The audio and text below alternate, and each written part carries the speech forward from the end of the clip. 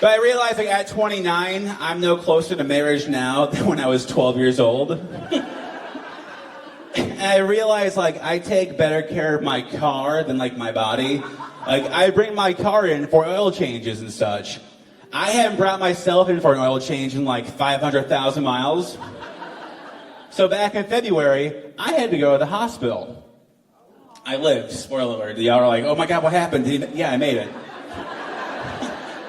But it was a really weird experience. Like I go in and I had to fill out like a giant book of information. I was having like stomach issues. And then they're like, we're going to have you do an MRI. I'm like, fantastic.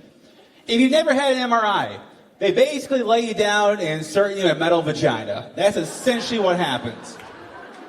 I come out, I go back to my room, and like maybe 20 minutes later, a nurse comes in.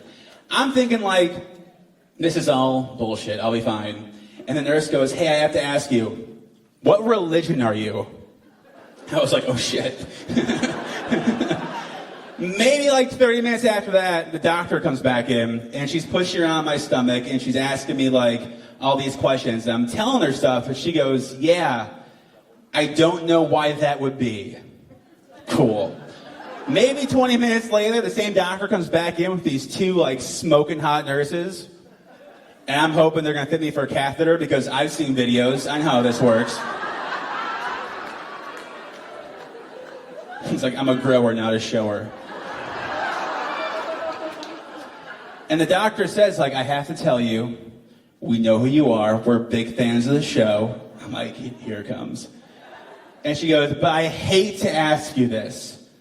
And I was like, oh, what happened with you and Laura? But she goes, have you had any penile discharge recently? I was like, how are you going to bring in these two smoke show nurses, say you know who I am and listen to the show, then ask if my penis is leaking? It's like, ma'am, I've been single for 6 months. There's been no discharge of any kind.